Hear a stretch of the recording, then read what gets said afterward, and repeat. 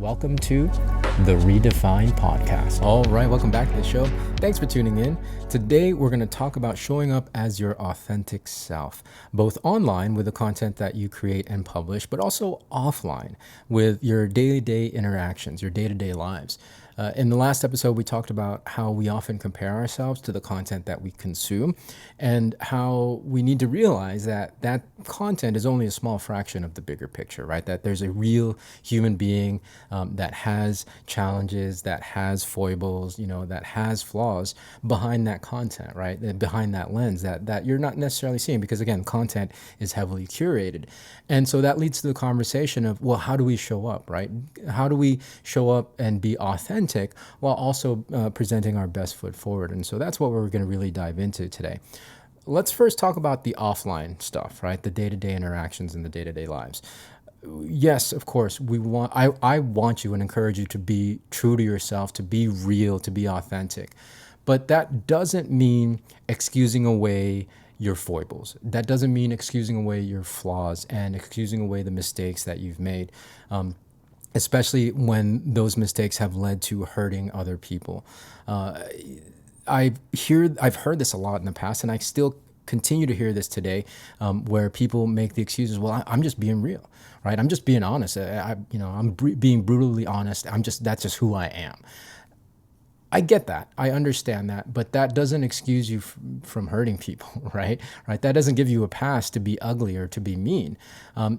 So yes, while you're being authentic, while you're being real, while you're being true, I still think that we need to hold ourselves to a higher standard to be better, right? To be better than who we are now. I mean, that's what growth is, right? That's what personal development is, to be better than you were yesterday. If you're just excusing away those mistakes and those faults, as this is just who I am, then you're not getting any better and you're actually staying regressed. You're staying in a past version of yourself.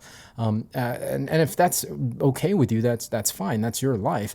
But I guarantee you that people aren't really going to respond positively to that, positively to that, and also it's going to be counterproductive to the things that you're trying to achieve in your life, right? If you have new goals, if you have new visions for yourselves,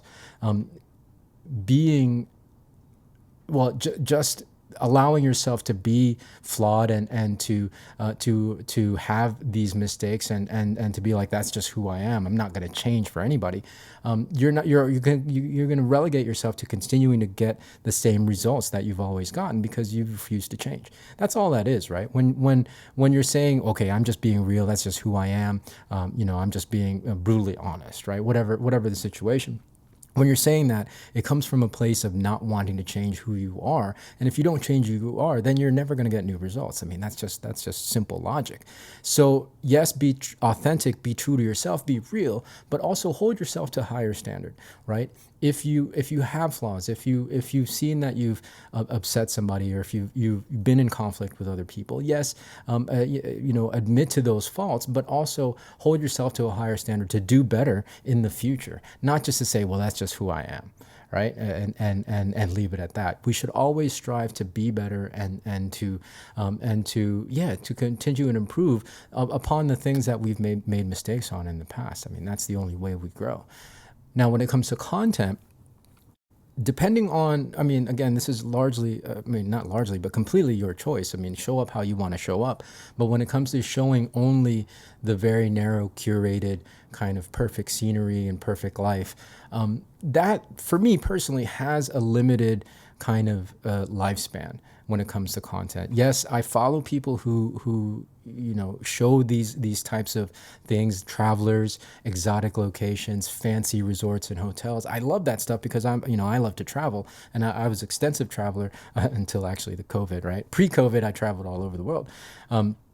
But as far as the content goes, it's just because the content is so narrow, because it's just the scenery, because it's just a curated kind of picture.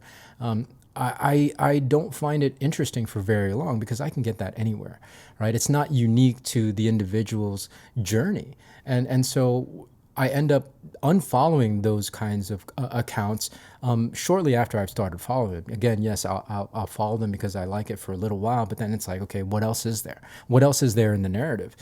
So, if it's very highly curated and it's very narrow, you got to really watch out for that, because it can lead to people unfollowing you and getting bored with your content, and because there's nothing to connect with, right? There other than the scenery and the pretty picture, there's nothing human to connect with. And so when it comes to content, yes, curated, of course, put your best foot forward, but also show the human side of it, right? Show the challenges that you're going through, show the difficulties that you might be facing, admit to your own foibles and your own flaws, and then what people see is they see you working to put your best foot forward, but they also see that there's a human there that's doing that work, that you're not just showing up as a polished, seasoned speaker, or as this guru that knows everything about everything, right? There's also a human being that they can connect with. And it's up to you how much of percentage wise of your content you want to show that side of you. But I think it really will help people engage and connect with your content if you show that more complete picture, right? If it's not super, super narrowly curated. Of course, develop your niche. Make sure you find and you figure out who your ideal customer avatar is. And we'll talk more about this in the next episode.